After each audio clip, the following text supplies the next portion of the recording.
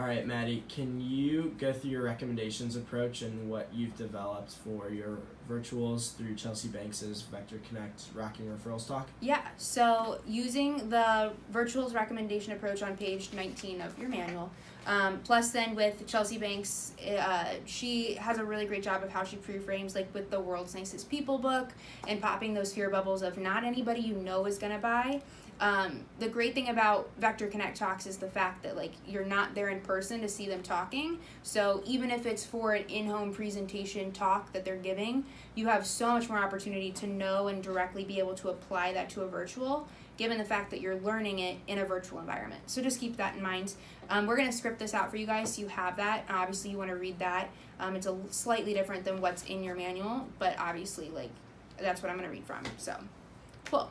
So now, Mrs. Jones, there's one more really important part, and here's where you can really help me out. So I get credit every time I show Cutco, but I can only show it to the people I've been personally recommended to, and it's the best way to prove to my manager that these appointments on the phone are actually happening. And so we actually have a sponsorship program, which just means if you're able to recommend me to 10 or more of your nice friends and family, not anybody you know is going to buy, just anybody you think might be nice enough like you were to take a look, that makes you a sponsor. And 15 or more, which is what most people go for, locks you in as a double sponsor.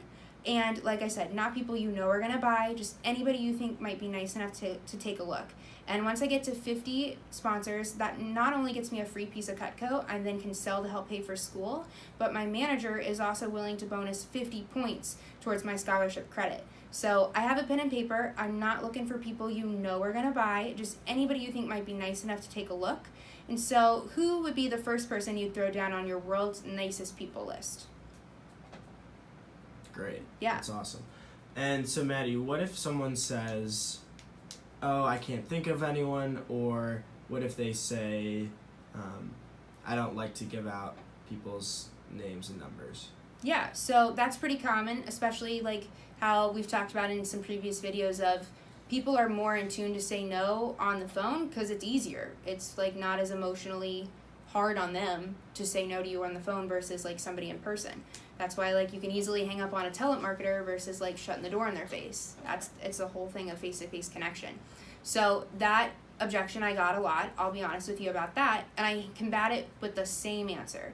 So it's, yeah, Mrs. Jones, I totally understand if you don't like giving out numbers. I personally don't as well. I would hate it if I was the one who like was receiving a random call from some kid and like my friend just handed out my number. That's why I've created this text message, like a heads up that I will then text you, that you can then text all of those people individually. And I don't know about if anybody else does this, but that's what I do because that's what I would want if I was the one on the receiving end. So I'll send you that text, and you can just send it out to all those people. If there are people on your list that you leave me with that you totally do not want me to reach out to until you know for sure they're okay with me calling, just let me know. I'll definitely keep them aside. And that way then I'll just follow up with you to make sure. But even if you recommend me to say 15 of your friends and only 5 of them say I can call them, that's fine, no hurt feelings. That still locks you in as a double sponsor though for my scholarship stuff. So it really does mean a lot. It really helps me out. And like I said, I won't reach out to any of them. That's why I have that text. So who would still be that first person you'd throw down on your World's Nicest People list?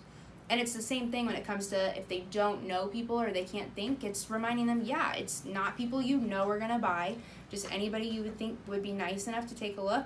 And oftentimes they use, I don't know anybody, as their smoke screen for I'm not comfortable. So that's why I use the same thing, because whether or not they tell me up front, I know genuinely that's usually the reason why people are not comfortable doing that and they don't want to. So just really pre-framing that and building in that text message and really confirming with them that that text message is most important is the best way to handle that. That's great. And then we'll go on the next video, we'll go over the text heads up, right? Yeah. All right.